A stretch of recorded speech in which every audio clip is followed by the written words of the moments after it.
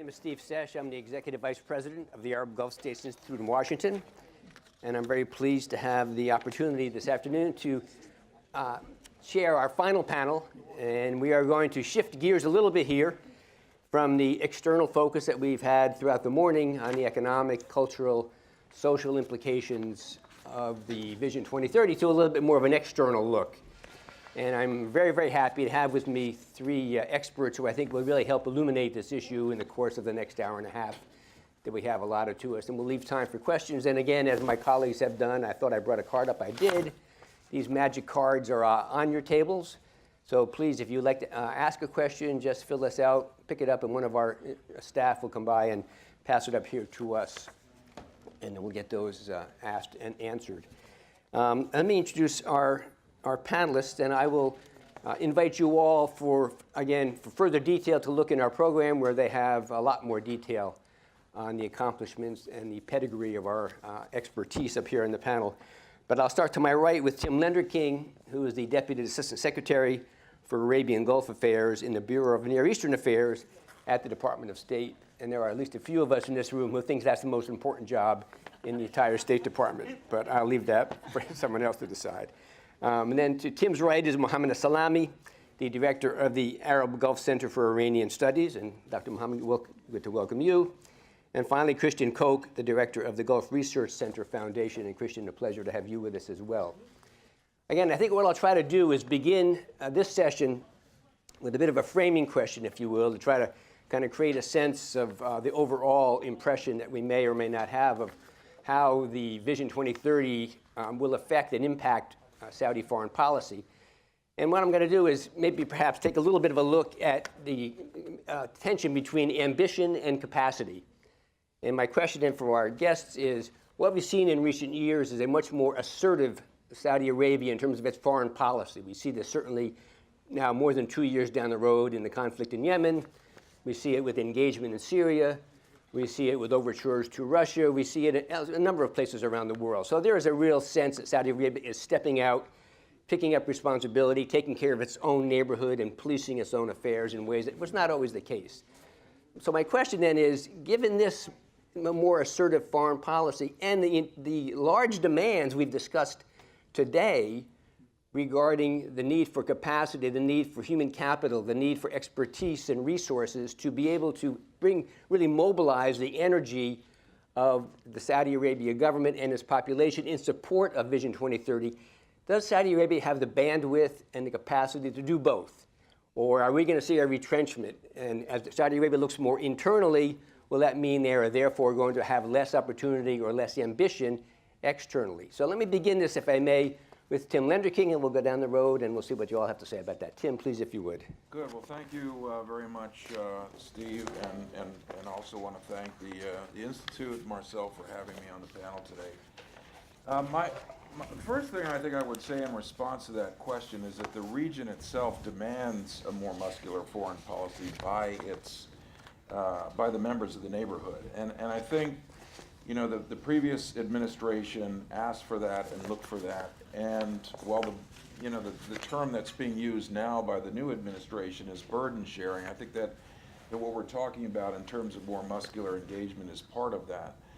And you can look at the case of Yemen as one example, although I would argue that the Yemen conflict, while conventionally tagged as the war of the deputy crown prince, I think would have been an endeavor that Saudi Arabia would have engaged in any case, regardless of changing faces. And that's because I think at that particular time, the Saudis felt that there wasn't anybody standing up to Iran in the region, and they didn't feel that we were doing that either. And so I think that when they had a Houthi takeover of the capital of Yemen a couple of years ago, I think they felt that they had to respond, and they wanted us to be part of that effort.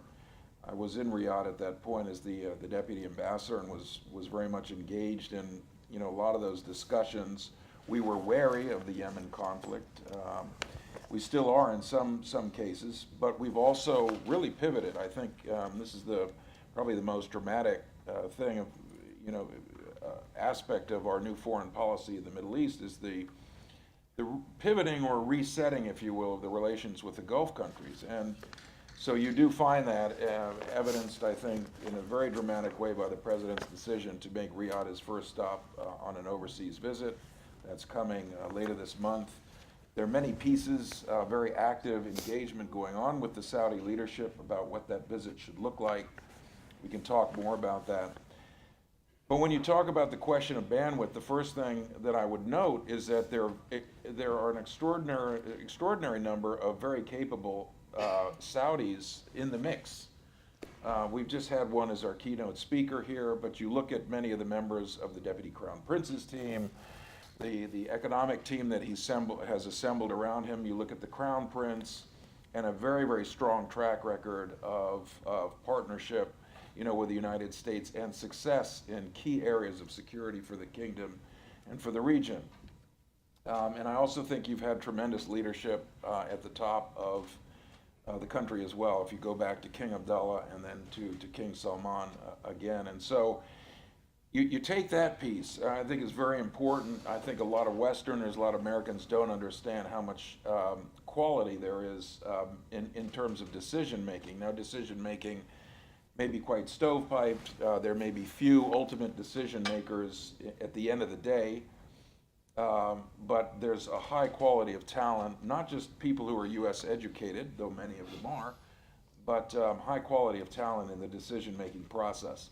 And then I think the other component that you have to factor in here is how volatile and how dangerous the neighborhood has become. So the pressures that are on the kingdom as a result of the rise of the Islamic State, or Daesh as we conventionally call it, ISIL, ISIS, is a huge factor. The fact that the Iranians have not really stopped their aggressive use of proxies and other elements to stir up trouble in the neighborhood, and whether it's in Saudi Arabia or Yemen or Lebanon or Bahrain, and our sense, I think, is that the nuclear agreement was a very good thing, but it didn't address this particular basket of very troubling issues. So I think we need to be looking at that, and I think the new administration is doing precisely that. Great, thank you, Tim. And we will circle back to some of the issues of U.S. relations and also the Iran question in a moment. And let me turn to Mohammad and ask you for your perceptions of the challenges that an ambitious foreign policy may run up against as Vision 2030 is implemented. Yeah, thank you. I would like to thank Ambassador Wahba for inviting me. And I think if we want to look and understand the situation now in the region, we have to look back a bit to 2011, what's the so-called Arab Spring. What happened in Syria, in Iraq, in Egypt, in Yemen, and in other places is very important to Saudi Arabia.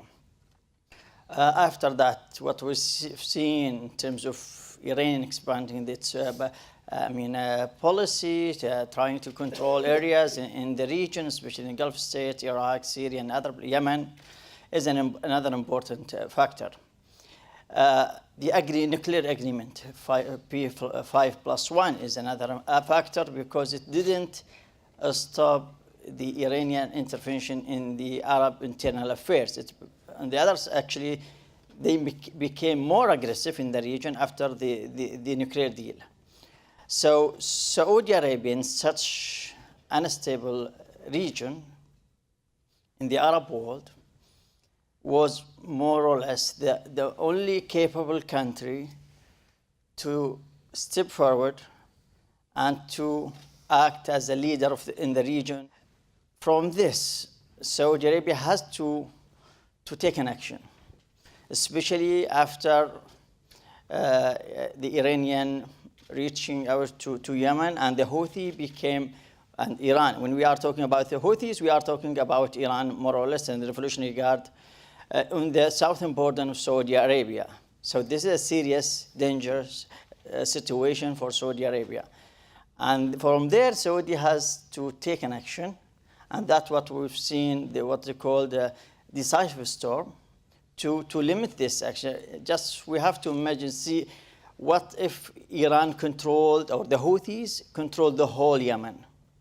What will be the situation in the region and for Saudi Arabia and GCC countries? So this is, I think, an important issue to address, to understand the situation in the region and why Saudi, some people say it's became aggressive in the region. But I think Saudi is defending not only itself, it's defending the region, that the problems that surround Saudi Arabia cannot go into the reach Saudi Arabia and GCC countries. This is one important issue as well. When we are talking about Syria, for example, King Abdullah talked, for example, to Bashar al-Assad at the beginning of the Syrian revolution. And he advised him to solve the problem as soon as possible before it become, armed clashes between the civilians and the government. Bashar al-Assad didn't listen to that, and he followed the Iranian advice to try to finish this in their own way. But as we see now, it's more problem than if they listen to the Saudi advice and solve the problem and make the reforms that we're asking, very low reforms. That's not big issue for the government. They could solve a problem at the beginning, but as we've seen now, more than 600,000 people have been killed in Syria, kids and women and civilians from different social levels. So when Saudi now Saudi has the 2030 that you talked about, it's 2030 vision on the local level, and again, it has own policy, the foreign policy, and to deal with the dangerous situation in the region. I think there is no contradictions, because if you want to be successful inside, you have to protect your borders. You have to make the region more stable, to have better relationship with the neighbors, because they have their own shares in the 2030 initiatives and projects. So from this point of view, I think Saudi works in this, what we see now in Riyadh, was a big workshop in Saudi Arabia in different levels on one side, and at the same time try to solve these problems in the region, try to limit the danger in Yemen, try to find ways to resolve the Syrian problem. Great, thank you, Mohammed.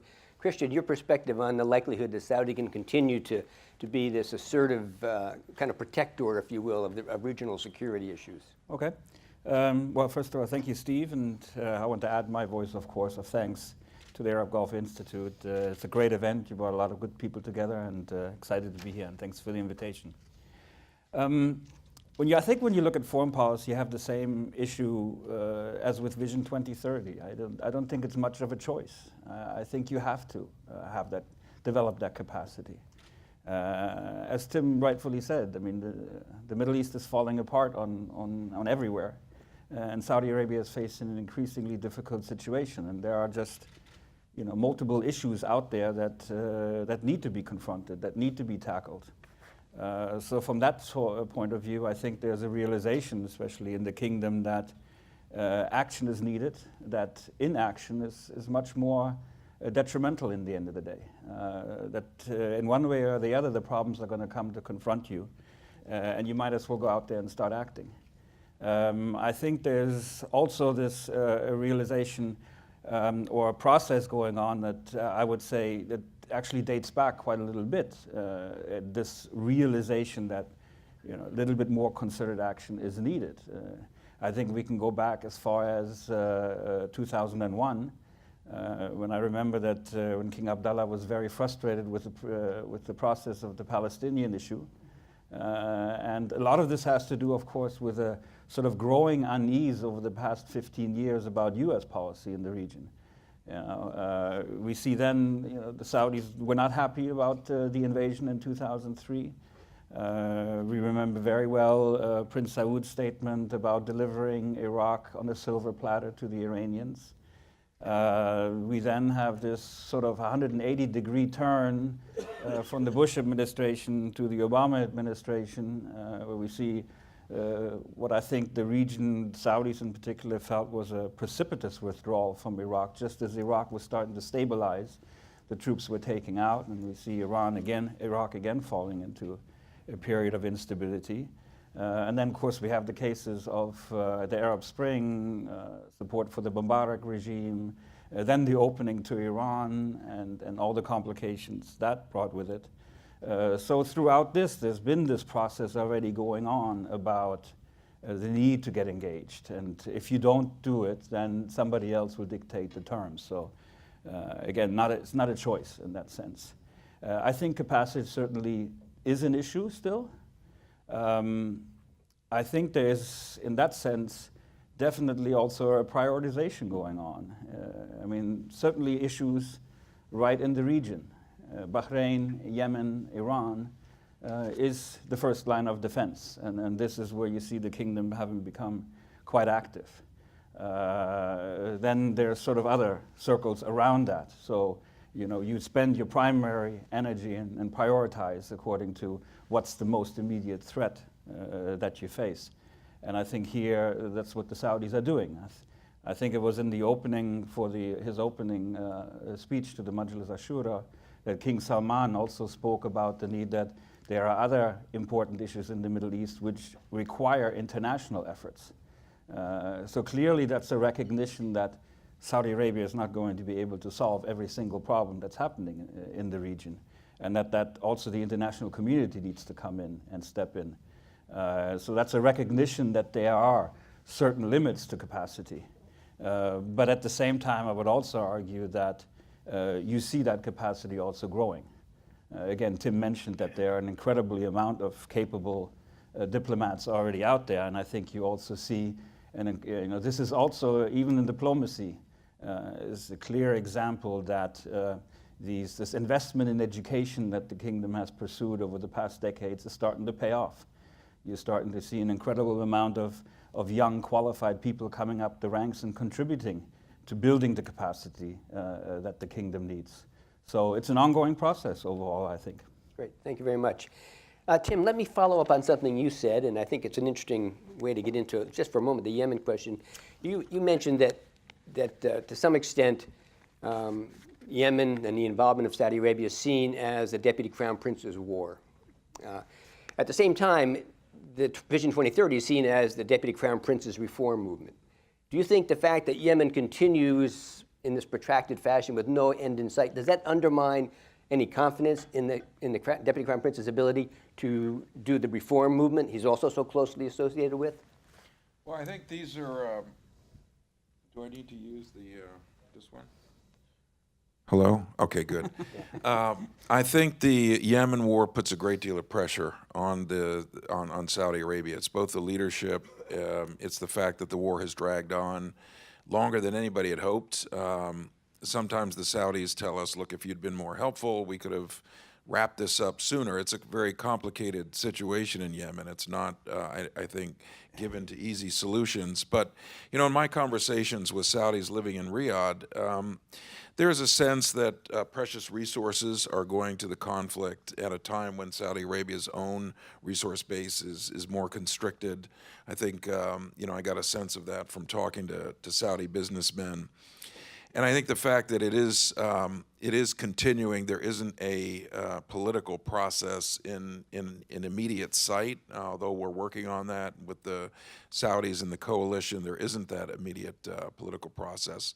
We're working very closely with the UN, keeping the UN very, very much front and center. We're fortunate to have a very strong special envoy for Yemen who's just gone back out to Riyadh. And we're looking for every opportunity to get parties talking. I think our vision of how this thing ends is maybe less robust than Saudi Arabia's, in the sense that we need to get folks back to the table. Ultimately, I think our view is minimal, you know, Iranian presence in Yemen. That's not going to happen overnight, but that is a long-term goal. Our view is that they could be there diplomatically, but they have no business, you know, backing the Houthis to the extent that they do. And that's continuing to create problems. I think Prince Faisal mentioned earlier the concerns about weapons coming into continuing to fuel the conflict. So what you're seeing from the new administration is a more robust engagement with Saudi Arabia. certainly a tilt toward wanting to support the coalition. Even though we recognize it's not going to be won on the battlefield, we continue to discourage the idea that this thing is going to be slugged out, along the border. But, the fact that that the Houthis continue to aggress the Saudi border on a regular basis is really very, very troubling to us. And so I think we're talking with the Saudis both through the Defense Department. General Mattis was out there just 3 weeks ago talking about the Yemen issue. But how can we build more support for Saudi Arabia to defend its territory? That's been a fundamental principle of our foreign policy toward Saudi Arabia since the founding of the modern state. We need to act on it. And so there's, I think, a more vigorous discussion going on with the Saudis now about how we can do that. To get the aggression off the border, and then eventually, push toward a political solution. Great, thank you. Christian, let me ask you that question from maybe a more European perspective. You spend a lot of time there. Do you find that in Europe, investors' confidence is being at all shaken by the ongoing Yemen war, the inability of Saudi Arabia decision makers and leadership to bring this to a close, or is this seen as, again, something they have to do and are doing the best they can with a situation they couldn't possibly ignore? Well, I think from a European perspective, it's mostly seen as an unnecessary war, that Saudi Arabia sort of jumped the gun, and it didn't need to undertake the coalition effort. And therefore now it's almost like, well, the Saudis are getting a part of their own mistakes that they made, that they're paying for it now. I don't think that's accurate. Again, I think there's a failure to really understand the motivations of why Saudi Arabia needed to take the action in Yemen. I think there's a little bit of a feeling in the kingdom that also, maybe that Saudi Arabia was at one part a little bit abandoned on the Yemen issue.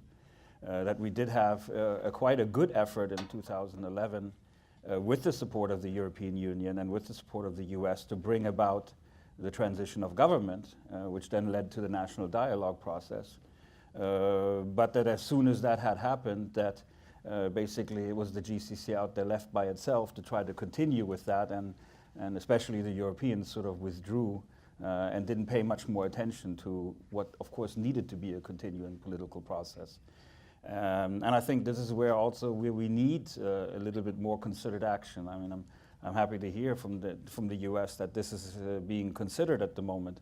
But I think the Europeans also need to be much more active on the political front, also to exert more pressure on the Houthi and the Saleh camp that they're not going to get all their demands when it comes to looking for a political process. I think what is not properly understood in Europe is that Saudi Arabia didn't want this war, that the Saudis are very conscious that there are a lot of costs involved with the continued campaign. On all fronts, economic, human, etc., etc., and that therefore the Saudis are very much interested, of course, in a political solution. But that realization really hasn't filtered through all levels of European decision making. Interesting. And Mohammad, from your perspective in Riyadh, do you have a sense that your government is trying to create a greater understanding, if you will, among the international community of the imperatives you responded to in Yemen in order to create momentum that will help bring the Houthis to the negotiations table? Yeah, I think it's with the limited options when the decisive storm started, Saudi had to take that action, because even the Saudis tried their best, did their best to solve the problem in a better way. For example, just before the decisive storm started, Ahmed Ali Abdullah Saleh, the son of Ali Abdullah Saleh, was in Riyadh.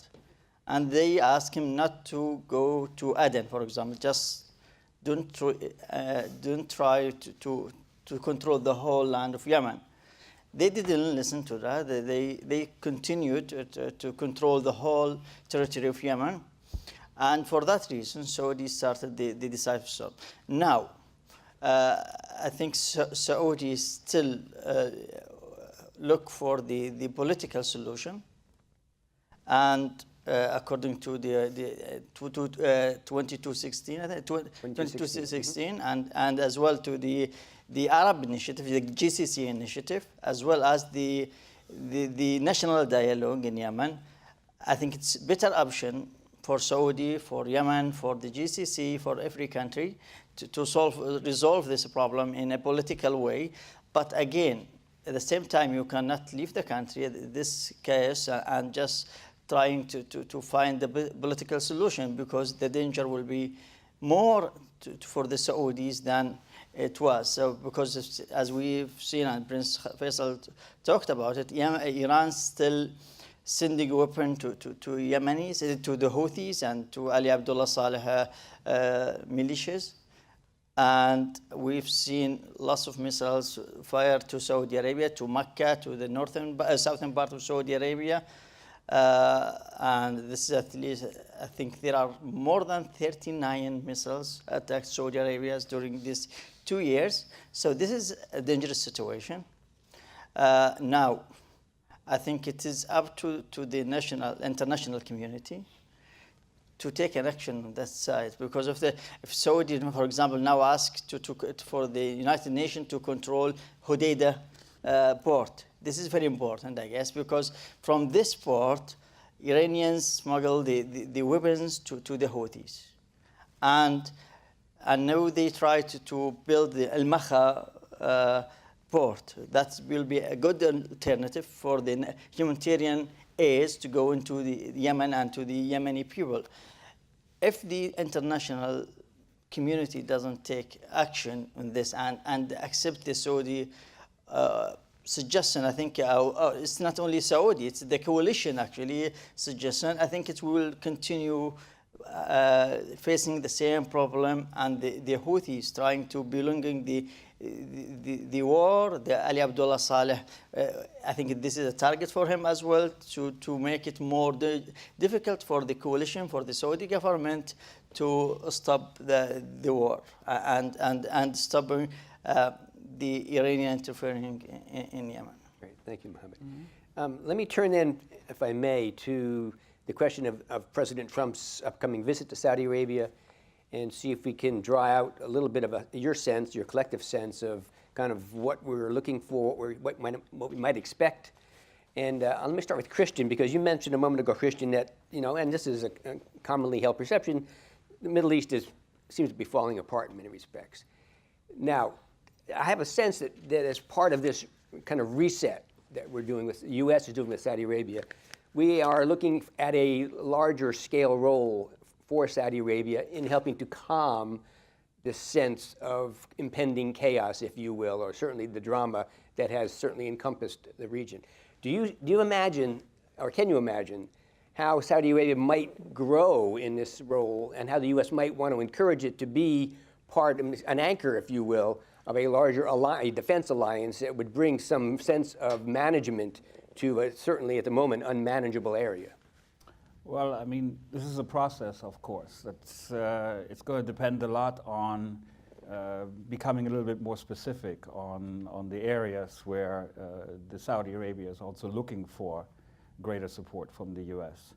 I think definitely I'm a little bit concerned that maybe the expectations from the kingdom about what the new administration is willing and capable of doing in support of the kingdom and in regard with regional issues may be a little bit too high.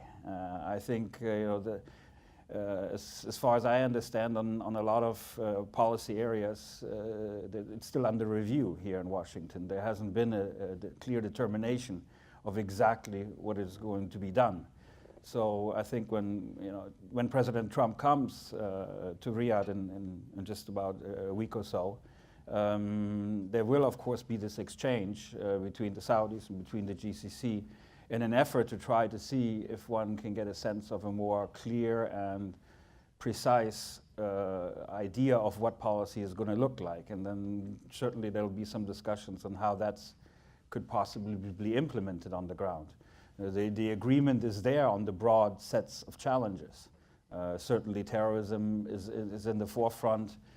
There will be a discussion about Iran and what one can do to put a policy in place that stops some of the objectionable Iranian expansionism in the region. I think one issue that would require a little bit more attention, but is probably not going to be so much on the agenda, is how to maintain the stability of the states that are currently falling apart. So maybe more focus on the role that the violent non-state actor in these countries play. But I mean, it's very much in the open, and we'll have to see. So at the moment, it's still about, can the momentum that was created when the Deputy Crown Prince was here in Washington, can that be sustained? Is that going to be another message that, yes, we're going into the right direction, but a lot of question marks about what that precisely means on the ground? And I agree with you. I think it's just early in the process, and there's a lot more to be said about it. But Tim, let me ask you then, and Christian makes a point that perhaps the Saudis have very elevated expectations at the moment. I mean, there is a sense of, thank goodness we've got a new president in the White House who understands us, is willing to work with us. So now all the roadblocks have been removed, and it's a straightaway forward, full speed ahead. Is there a danger here that our Saudi partners will begin to believe that they can get everything on their agenda, on their menu, in short order? And how do we temper those expectations? I think the first thing that I would point to is, yes, there is, clearly a great deal of enthusiasm, and I think those of us who are, involved in managing this have to be careful to temper expectations from both sides. The conversations that have been taking place before the Deputy Crown Prince came to Washington, since the inauguration, through Jim Mattis's visit to Riyadh a couple of weeks ago, through the regular contact that Secretary Tillerson has with his counterpart, the foreign minister, through the National Security Council, Treasury, Commerce, everybody's meeting with the Saudis. And this is all inspiring confidence in the new American leadership toward the kingdom. Again, I take the point about expectations. We do have to be careful about it, but I think the engagements that people are having is generating a level of confidence that is based on what people are hearing. Mm-hmm. And so we do have to be careful, I think, on our side of overloading the cart here too much. I mean, again, we've talked about how challenging the situation is in the region. Saudi Arabia is not going to solve all of these conflicts. We want to work bilaterally. We want to, reinvigorate our contacts with the GCC as an institution. We'll be looking to develop that piece on the president's visit. There was a comment earlier about, do the Saudis burden share enough? They do an awful lot of burden sharing already, and I think that's a misperception out there. But we may be looking to Saudi Arabia to participate more in other conflict areas where they have not typically been involved, or at least to the extent that we'd like. You look at Saudi Foreign Minister Adel Jubeir's visit to Baghdad recently, also as a case in point of where the Saudis and we are working, but at their initiative, working very closely with a key regional conflict to help stabilize. So it's not just about putting money into a stabilization fund, although that's very important. It's not just about putting money into helping Syrian refugees, also very important, and the Kuwaitis are a big leader in this respect. It's going to be the diplomatic engagement that the Saudi leadership that we're going to be looking for the Saudis to take on. But I think the key piece here is that the dialogue, the conversation, is at a very high pace, and that's generating a huge amount of goodwill. Now we have to put it into practice. Great. If I can just add please, by all means. One point on that, I think what's going to be very important for Riyadh is a sense that in the conversations with the new administration that Saudi viewpoints are being listened to. I think there was a feeling under both the Bush administration and the Obama administration that many of the concerns that were raised by Saudi Arabia about what was happening in the region did not find the proper hearing here in Washington. At times, some of those warnings, for example, about the invasion in 2003, et cetera, were simply ignored. So I think this is going to be important, that I think the Saudis are certainly ready to do their share, but they're going to have to feel like, okay, this time, yes, this new administration is taking our viewpoint seriously and then considering that in terms of how to develop common policies. Mm-hmm. Great, thank you very much. And Mohammad, along those lines, when President Trump goes to Riyadh and meets with your leadership, I have a sense that the agenda is going to be very focused on counterterrorism cooperation, both bilaterally and regionally. Now, in terms of listening to what your leadership has to say, without a strong economic component to this first visit, to this first overture, to this first agenda, do you think that's something your government will begin to say, they're not listening to us? We also have this Vision 2030 that needs American support, and we really want to get them engaged on this. How will you make that, how will that conversation ensue if it's all about counterterrorism and not about the investment portion of this? I think it is both political and economical conversations. In the economic level, I think it's with this huge investment and in 2030 vision and lots of initiatives inside the country, I think the American business will participate in this. They have their own shares, in my view, to invest in Saudi Arabia, whether for example, we have the arm industry. We have especially in 2030, there is, they talked about improving the arm industry in the country. So this is something that the United States can help in. I mean, they can transfer whether the technology, training, direct investment in Saudi Arabia as well. On the other side, in the United States, I think there are lots of opportunities for Saudi businessmen and the government, the official investments, for example, in gas, shale gas, what they call it? Shale gas. Yeah, and other opportunities. So this is an economy. And the other side is, of course, the confronting the terrorism and sectarianism as well. We shouldn't forget sectarianism because it's a big issue in the region. One of the problem when we see these terrorist organizations is sectarianism. It's always there because, for example, in the previous administration here in the United States focused on one side of terrorism, which is ISIS, Al-Qaeda, and those groups. On the other side, for example, Hezbollah, Fatimiyun, Zainabiyun, Iranian Quds forces are really ignored, although they are on the ground in Syria, especially in Iraq. So this is, when we are confronting terrorism, we have to take sectarianism in consideration as well. So we have to have a kind of definition of terrorism. Whatever group fits in this definition of this framework should be called terrorist organization.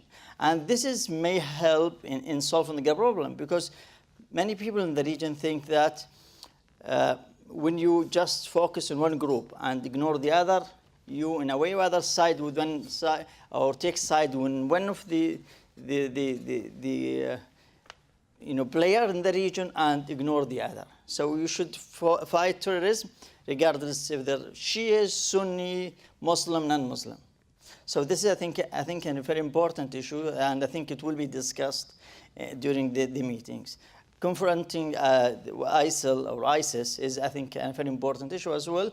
And Saudi has a very good experience, in my view, in confronting terrorism. Saudi was one of the earliest countries that faced the terrorism from 2002, for example, Al-Qaeda at the beginning, and now ISIS. So they have a very good experience in confronting terrorism, and this may help in solving the problem in Syria and in Iraq and in Yemen as well. Yeah. Great, thank you. Let me follow up on that, Mohammad, for a minute with you. Of course, President Trump will make another stop in the region, and that is in Israel. Yeah. And there's been a lot of talk here in Washington about an alliance, perhaps, between Saudi Arabia, other Arab states, and Israel to confront in terms of counterterrorism alliance and cooperation, as well as Iran, seen as a common enemy to both Saudi Arabia and Israel. Do you think your government is prepared to move forward to build a relationship with Israel in advance of a settlement of the Palestine issue? I think Saudi Arabia had the capability to do with some conditions, I guess. For example, we had the 2005 Arab Initiative that was, suggested by Saudi side, and then became an Arab Initiative. And from this capability, I think Saudi, if Israeli side accepts this, initiative, the two states as resolution, I think Saudi will be capable of have a better relation with Israel, and this has been said on an official side.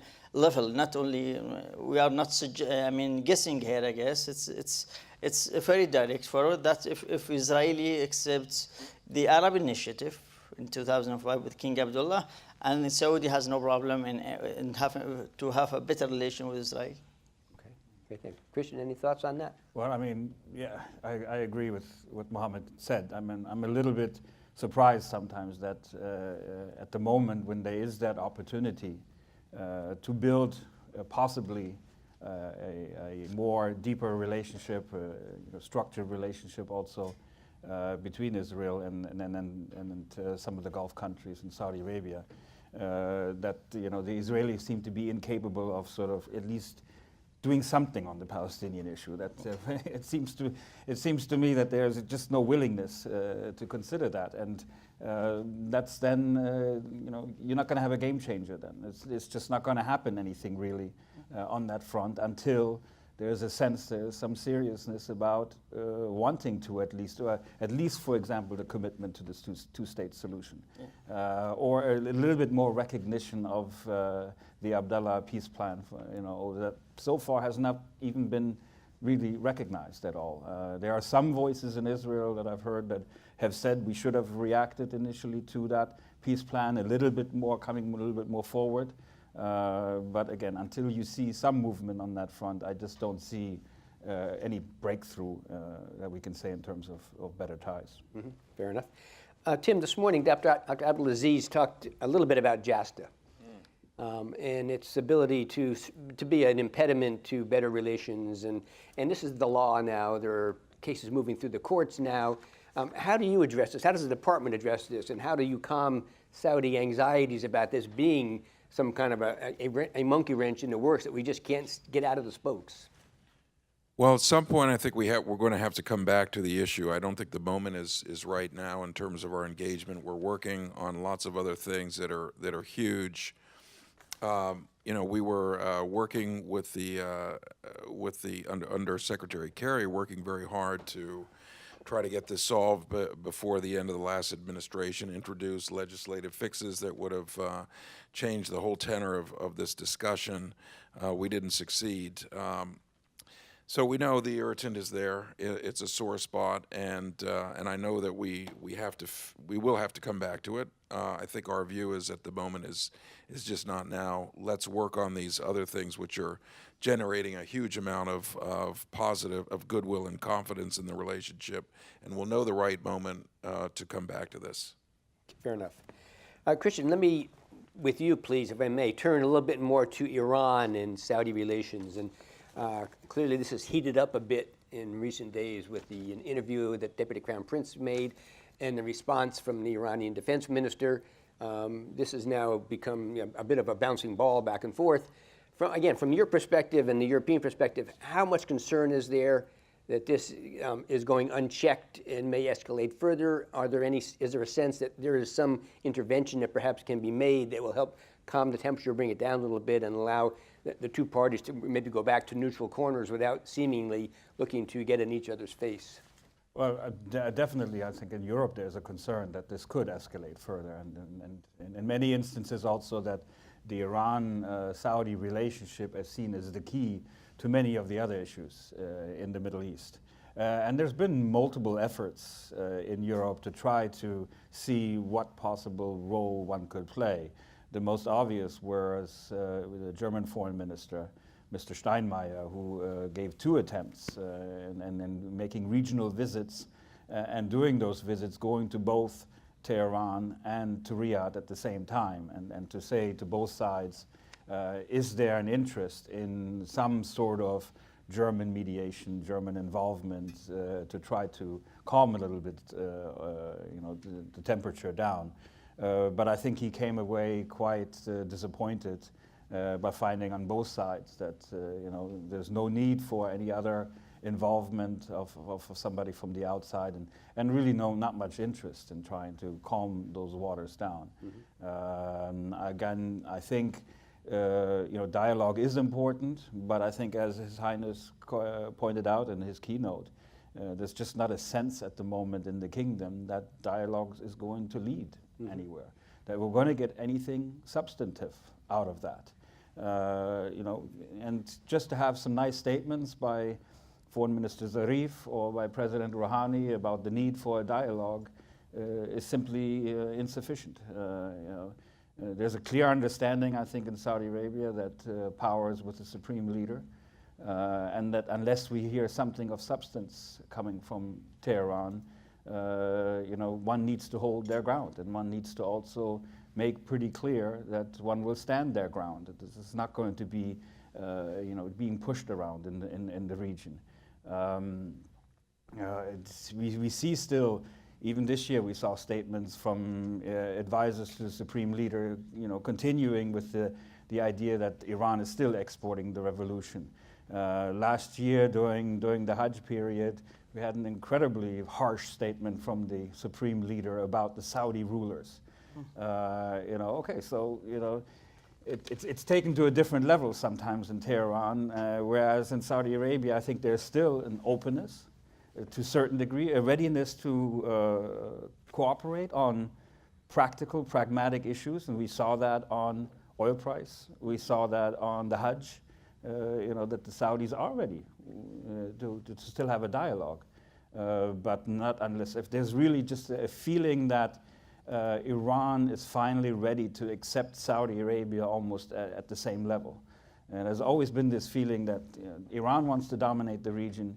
The Saudis are not at the same level as the Iranians. They're still questioning the legitimacy of the House of Saud in the end of the day, and that has to change before we see any substantive movement. Thanks very much. And Mohammad, to you then, because I think Christian mentioned 2 things that I'm interested in as well, and there have been efforts by your leadership to make reconciliatory gestures to Tehran, and the Hajj visa issue this year went very smoothly, I understand, and didn't have the complications as in previous years, and also there was the OPEC deal, and Iran's issues were taken into consideration by your government and the other members of OPEC. Do you think that your government is still prepared to make these kinds of public overtures? Do you see a value in that to your government to be seen as the nation willing to lean forward in terms of compromise and regional stability, or do you think now, given this, again, this elevated temperature, it's going to stop? Yes and no, I guess.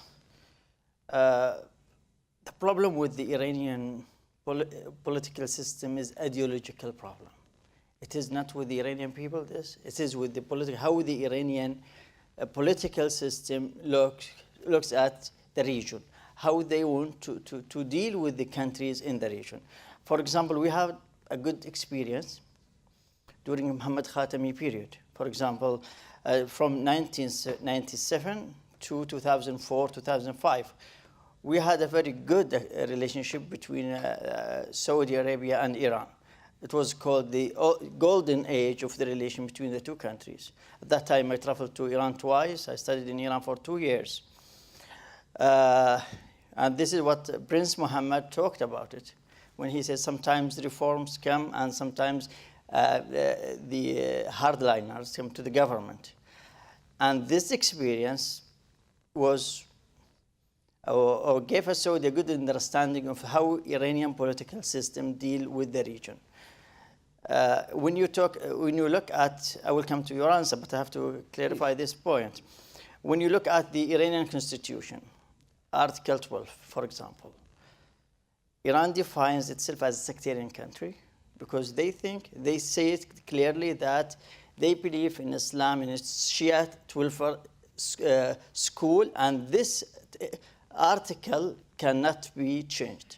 So you are excluding people from the inside Iran, not outside, leave alone the other countries. So Sunnis in Iran are excluded, that they cannot be a candidate for presidency. Ismaili, who are Shia, cannot be. The Zaydi, if they are in Iran, they cannot be a part of the definition of to be Iranian, for example. If you look at article, for example, 154, Iran allows itself to intervene in other countries' internal affairs, what they call it oppressed people, defending oppressed people, and they mean Shia more, Shia minorities in the region. So how can you deal with a country that support terrorism in Article 154? Because if you look at Quds forces, they are operating only outside Iran, not inside Iran. So this is kind of official militia. When you try to solve a problem with Iran, you have very good faces with the government. For example, Rouhani, Zarif. Rouhani, for example, talked about before he was elected. He said, "I will solve the problem with Saudi Arabia. I will have better relation with Saudi Arabia." When he came he was elected, the relation was getting worse, actually, not better, because he cannot do much. Two things in Iran that the president cannot do anything for it. One is foreign affairs or foreign policy, and the second, national security. That's the two things, very important things, that in the hand of the supreme leader, Ali Khamenei. So, with whom you deal in Iran, with the government or the revolutionary institution? With the Khamenei Revolutionary Guard, I think we have tried to solve a problem with the government. I think it's time to solve a problem with the people who have the war. They can do something in the ground. So which is the other side, Ali Khamenei himself or the Revolutionary Guard. So will we have a better relation with Iran? I guess yes. But for one reason. When I read Prince Mohammed's speech, when he talked about the problem with Iran, some people think that is escalating the problem. For me, it may find a solution. When you put your finger on the problem, you say, our problem with Iran is this, which is the Mahdavi state, that you have to control the whole region. You have to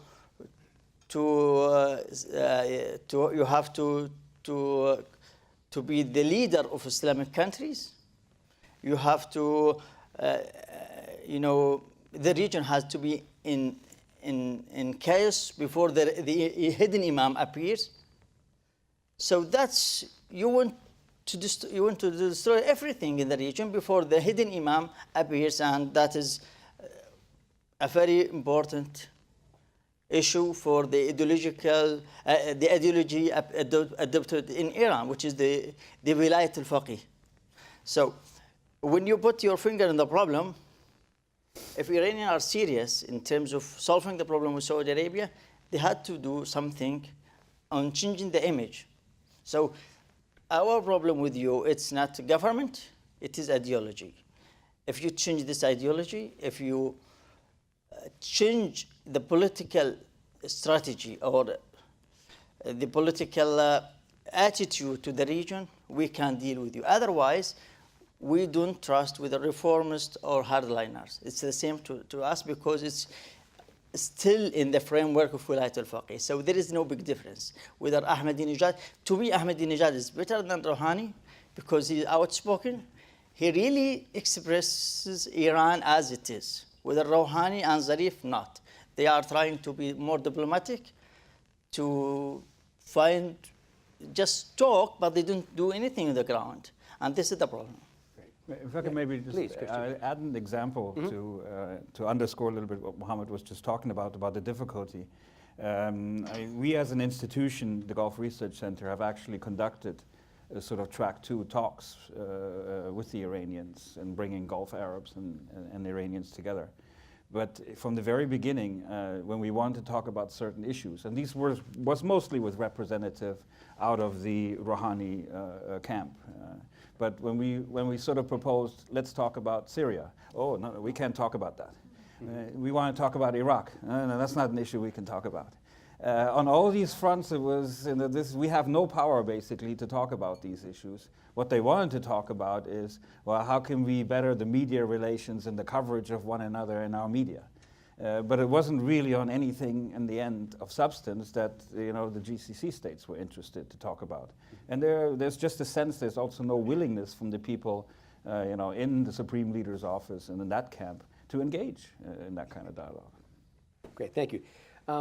Let me turn for a moment, and then we'll open it up for questions, to another area of engagement, and that is kind of looking at the GCC itself and Saudi Arabia's role, and even to some extent how the U.S. views the organization and the integration of the peninsula now. Because certainly under the previous administration, there was a big push made to create a larger sense of unification, if you will, of integration.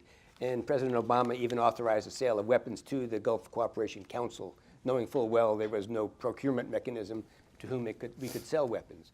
Mm-hmm. Is this still a push that you see being made, Tim? Are we still looking at trying to make the GCC some kind of a viable, good vehicle for integration that will strengthen the hand of its partner nations?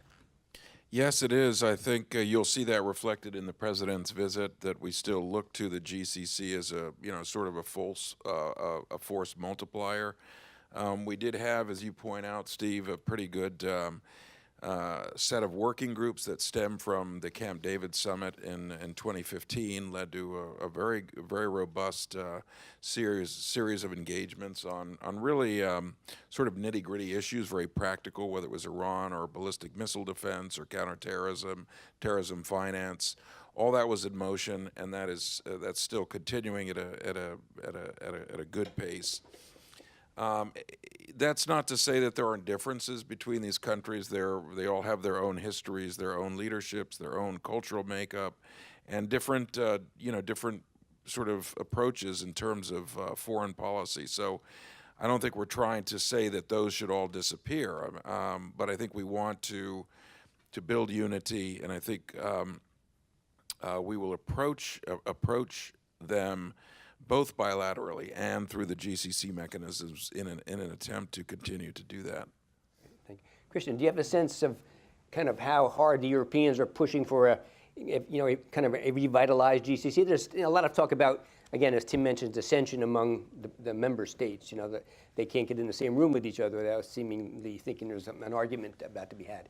Is that something that concerns the EU and the Europeans as they look at regional stability at all, that this might not be the mechanism it was designed to be and could be in the proper circumstances? Well, I think there's a little bit of an issue there. There is an official GCC EU cooperation agreement that's been in place since 1988 that has accomplished quite a lot. They never got to the point of actually agreeing on a free trade agreement.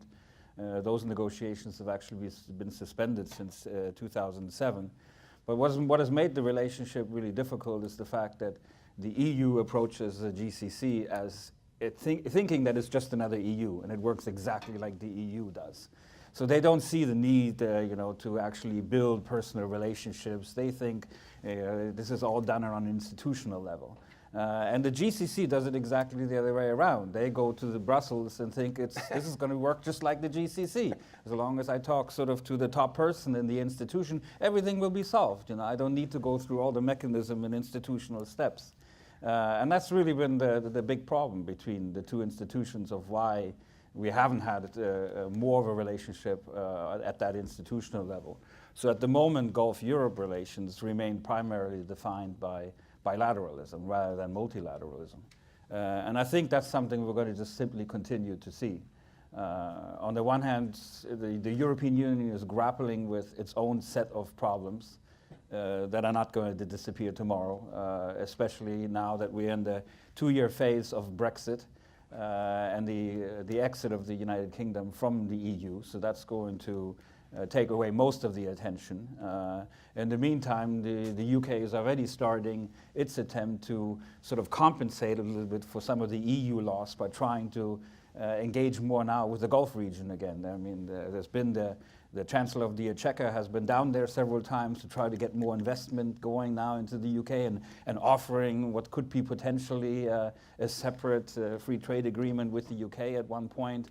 Of course, we have to understand that the UK cannot even start these talks until they have agreed how to separate from the EU. And so I think bilateralism basically is the main focus of where Gulf-Europe relations are going to be going. Mm-hmm.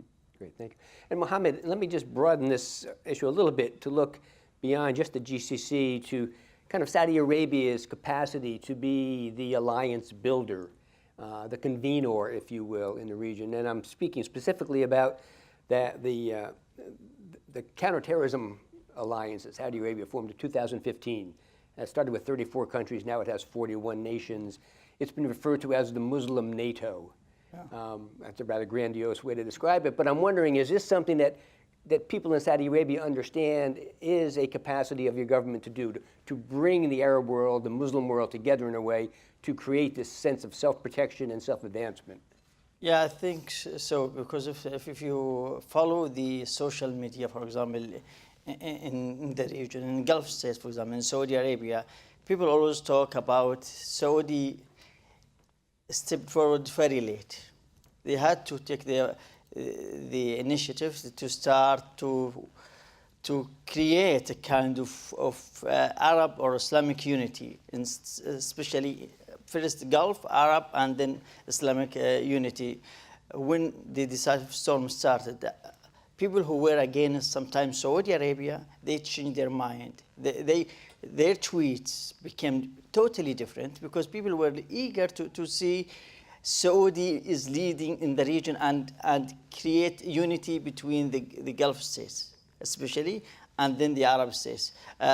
Because there are lots of dangerous issues in the region, and nobody takes any action. So just, watching but doing nothing. When Saudi, for example, started talking about the Islamic coalition, and we've seen now 41 countries, I think, 41 countries, and Oman joined later on.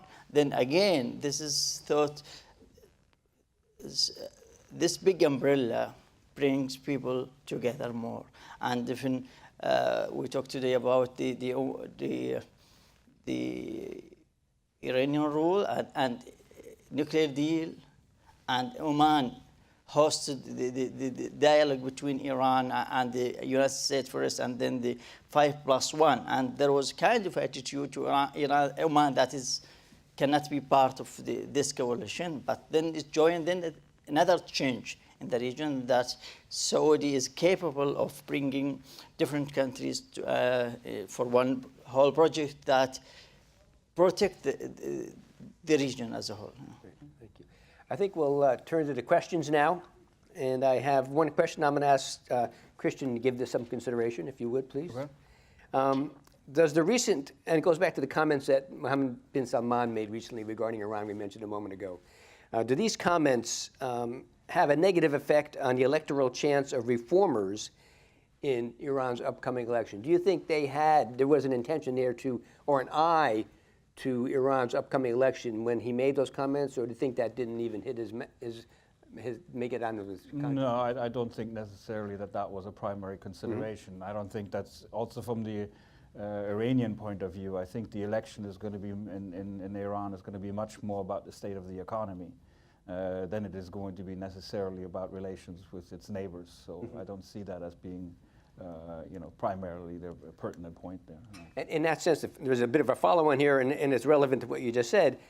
Should Saudi Arabia be doing more, if it is inclined to do any more than it's already done, as we were discussed a moment ago, to encourage reform in Iran, to kind of get the better instincts of those who are looking for the economic reform and encourage them to keep moving ahead, rather than perhaps again, turning up the temperature in this rhetorical battle that we see now developing? I think there's a clear recognition in Saudi Arabia that you don't really have the capacity or even the willingness to get involved in internal Iranian politics.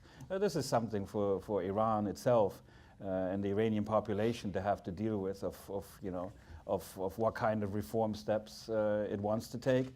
I think there's a sense that, yes, of course, if Iran really wants to solve many of the current economic problems it faces, it should open up more. And in that sense, that would be an opening that also I think that the region would encourage in the end of the day. And I don't see that the GCC states would close its doors completely on the fact that if there was this opportunity to go ahead with it. But in terms of actually taking more of an active role, I think that's absolutely nothing that Saudis want to take on. Mm-hmm. Great, thank you. Mohammad, a question for you regarding the perception in Saudi Arabia and the region of the U.S. role. How do Gulf states see the U.S. in the region as an ally, as their protector from efforts to pressure small and welcome states? Now, that would be, do you think that the United States looks at Saudi Arabia in some ways as being a large influence in perhaps some fashion, negative way, around your neighbors? Do you think the U.S. has played fairly with Saudi Arabia in its relationship as it looks at the region as a whole? Well, that's a good question. I think Saudi Arabia looks at the United States as a strategic ally and a big power in the world that has to take to play a better role in the region. Everybody in the region looks at United States. During the 8 years, during the Obama period, we faced many problems in the region. And for example, Syrian problem, Iraq, Yemen, and everybody was waiting for the United States to take an action to interfere and try to find a solution for the problem. But United States, for example, if Obama talked about the red lines in Syria, if they use chemical weapons, we will take an action. And they didn't take any action. So that is affect the image of the United States in the region. Now, with the new administration, I think people are more optimistic that the United States can take action and play a better role in the region in solving the problems. I don't know if the image, how Americans look at Saudi Arabia, but I think it is, geographically speaking, Saudi is the largest country in the GCC. It has a more stronger, I think, or more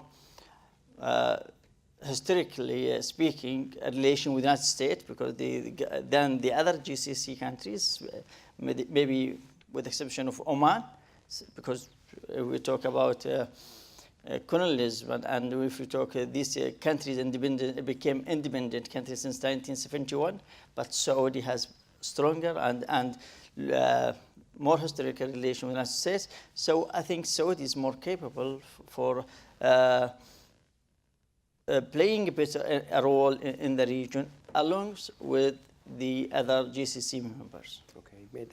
And Tim, a question for you, going back now to the President's visit and the likely agenda items. And we've talked a moment ago about the fact that there's going to be certainly a focus on counterterrorism cooperation, on Iran, certainly as a threat to regional stability. And again, this goes back to an earlier question I had about the economic components, because there is a big appetite in Saudi Arabia to hear from the U.S. on economic support for Vision 2030. Is a free trade agreement somewhere in the offing? Is that something that we can even discuss at this point? Do you have a sense of where the economic agenda will figure into this conversation in Riyadh? I think all those will be part of the agenda. And by the way, even before if you look at the U.S.-Saudi relationship over the last few decades, it is a very robust, multi-sector type of relationship. I mean, it's commerce and education, and you have a large Saudi student population, in the United States, which is something that we've supported. We've had exchange programs. So it's not been all about security and counterterrorism. That's a huge part of it. You know, in terms of the discussions we've been having about the role that Saudi Arabia can play, we do want to bolster their military. Their stocks have been depleted in the Yemen conflict. We want to, at some point, have a conversation with the Saudis about, you know, sort of the evolution of their armed forces. I think that's something that we can do. The economic piece, I think, will be huge. I think the new administration is also very keen for investment in the United States. I think some wild figures are being thrown around, you know, in the media. I don't think we have particular precision yet on what that what we'd like that to be. But Saudi Arabia, along with other Gulf partners like the Emiratis and Qatar, have all done a tremendous job, even up to now, in terms of contributing or making investments in the United States, Kuwait as well. I mean, we are seen as a very safe place for Gulf investment, and I think the president, through this visit, will definitely reaffirm that. We've had ever since Vision 2030 was started, we've been talking to the Saudis in a lot of detail about how we plug in. And I think you've got established companies that have been working in Saudi Arabia for 70 or 80 years. Some of your bankers like J.P. Morgan and your Bechtel, your construction companies who are working on the Riyadh Metro and other projects. Boeing and GE, you know, hugely invested already. I think both sides feel there's more that we can do. You could look at the, you know, more in the pharmaceutical industry, more on the educational side. So I think, despite, you know, the various constraints we see in terms of Saudi Arabia's economic posture, we see a lot of growth potential, and I'm sure that this administration is really going to be pushing that piece very strongly. Great, thank you very much. Okay, Mohammad, here's a question that only you can answer as our Saudi panelist, okay? Is Saudi Arabia hurting its own long-term interests by conducting a bombing campaign that destroys Yemen's infrastructure and institutions? Well, I don't know who asked this question, but Saudi is trying not to destroy Yemen because Saudi knows that it will rebuild Yemen. Saudi and GCC countries try to save Yemen, not destroy Yemen. It is our neighboring country. Saudi has been the largest contributor to Yemen investment, Yemen economy. In terms of aid, 50% of the international aid to Yemen comes from Saudi Arabia. If we take this, and today I read in the media that Saudi aid to Yemen is $8.2 billion. So with this huge amount and sum of money, do you think anybody thinks Saudi will destroy Yemen? Yemen is in Saudi Arabia. In our individual, if you go wherever in Saudi Arabia, you find Yemenis. In our daily life, in shops, in hotels, in supermarkets, everywhere you find Yemenis. Not only from now, after the problem, but historically, you find Yemenis in Saudi Arabia, and they live side by side. Before the problem in 2009, Yemenis used to do their shopping in the Saudi cities and villages. It was sad, especially with the Houthis and Zaydis, not the Shafi'is. So they used to cross the border very easily. So Saudi now try to solve and to save Yemen from the militias that they follow an external project to destroy Yemen and to make it very dangerous for the whole region, for GCC countries, for Saudi Arabia, for the international waters, for everything. That's Saudi, and with the coalition, they do their best to save Yemen and make Yemen more, in the near future, in a better situation, politically, economically, life standing. That's why they started talking about bringing Yemen into the GCC to be a GCC member. So with this, Saudi is not really, and nobody will think Saudi destroy Yemen. It try its best to save Yemen, and it will rebuild Yemen. Great. Thank you, Mohammed. And this may be our final question, unless there are any more that are coming my way. I don't see any evidence that that's the case. So, Christian, let me give you the first whack at this. And it seems to go back to the question of how Saudi Arabia and the U.S. should cooperate in their efforts to contain Iranian aggression and Iranian mischief-making in the region. And it poses the question this way. Some have suggested the U.S. deter Iran's proxy aggression by threatening to strike Iran directly in response. Would or should Saudi Arabia adopt this strategy, and under what conditions? That is to say, unilaterally, as part of a regional alliance, or in partnership with the U.S.? Well, I mean, I think there's definitely a recognition and a realization inside Saudi Arabia that you're not going to be able to change geography. There is ultimately a way that one has to find a modus vivendi with Iran as a neighbor. There's also a realization, I think, in the kingdom that, you know, if we were to have another conflict, and if the situation with Iran would escalate to something on the military side, that most likely it's going to be the first region that's going to face the impact and the direct results of that and suffer from that is going to be the Gulf. I mean, in the whole discussion when we had about the nuclear development inside Iran and the possibility of a U.S. strike on Iran, or maybe an Israeli-led strike on Iran, the region, I mean, the GCC always was very clear that this was not their preferred option, under the full recognition, because it's going to hurt the GCC first. So I think that, you know, that one has to be cautious on that front. In the end, it's going to have to be solved politically.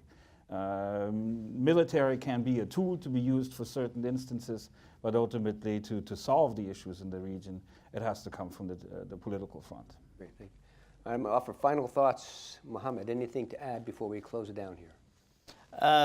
I will just talk about sectarianism, because I think it's very important. And many people think the issue between Saudi and Iran is a sectarian issue, Shia and Sunnis. We have to know that Iran has been a Shia state since 1501. Almost 515 years, Iran as a Shia state. We had a very good relationship with Iran during the Safavi period, the Qajar period at least, and the Pahlavi period. I don't know if you know that in 1955, King Saud spent his holiday in Iran. Maybe nobody talks about that. So although Iran was a Shia state, nobody talks at all about this Shia-Sunni conflict. It is after 1979, with the ideology that comes from this new political system in Iran after the revolution, that people started talking in Iran, in Iraq, in Bahrain, in Eastern Province, Saudi Arabia, about the Shia-Sunnis. Intermarriage was there, coexistence was there. So if we just simplify the problem with Iran as a Shia-Sunni state, we'll find no solution. It is a political problem, it is an ideological problem, and from there we have to understand the problem, and if we understand the problem, we can find a solution for that. Thanks. Thank you, Mohammed. Tim, a final thought or two? I think with regard to Iran, I mean, first of all, we don't want a military confrontation. We're not looking to stoke that. We don't want to goad either side, Saudi Arabia or Iran, into any sort of military confrontation. At the same time, I think our role is to be very firm about Iranian aggression in the region. If Iran's going to harass our Navy or international shipping around the coast of Yemen, there has to be some sort of response to that. One just cannot tolerate that kind of situation. If the Iranians want to continue fueling the war effort in Yemen, there has to be some sort of response to that situation. If Iran wants to continue moving weapons at whatever capacity into Bahrain to give to Shia hardliners in Bahrain to agitate the situation there, surely that requires some sort of response from us or our friends in some sort of way. So I don't mean that to sound bellicose. I think the idea is that people, our friends in the Gulf and we ourselves, want to blunt Iran from some of its worst tendencies. And ultimately, I think we very much agree with what Christian said. Ultimately, you've got to get back to a state of play where Saudi Arabia and Iran are in some sort of coexistence. I've been in the room with Saudi officials on many occasions who have made the points that Mohammad has made. This isn't about, dislike between the people. It's about an Iranian that's in an aggressive posture with regard to the region. And I think collectively, the more that we can put pressure on Iran to cease and desist without creating bloodshed, that's the goal. Great, thank you. And Christian, I'll give you, well, it won't be the final word, I'll have that, but you're welcome to offer a final thought. I completely agree on that front that, there has to be some form of coexistence, at the same time close coordination on what are Iranian positions that are objectionable to the region. That's the only way to move forward. Great. Well, Christian Koch, Mohammad Alsulami, Tim Lenderking, thank you so much. Please help me as I thank them all for their participation.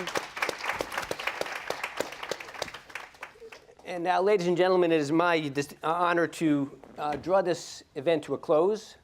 And I do so with enormous thanks to all the participants today, especially to Prince Faisal bin Farhan for his keynote address, to Dr. Abdulaziz for helping us open up the program this morning, all the panelists who sat up here and really were so articulate and so insightful and helped us all walk away much smarter and better informed about Saudi Arabia and the realities it faces in the region. I want to thank the good folks at the museum for hosting us here today. And I really want to thank AGSIW staff for working as hard as they have over the past month or so to put this together. We're a small shop, and this was an enormous effort on their part. So if you see at AGSIW staff on the way out, give them a hug, please, okay? They could use one at this point. I'll give them a round of applause. So thank you all for joining us. I could say next year in Riyadh. I don't know. Who knows? We'll hope so. Something good might happen. Thank you all very much for joining us.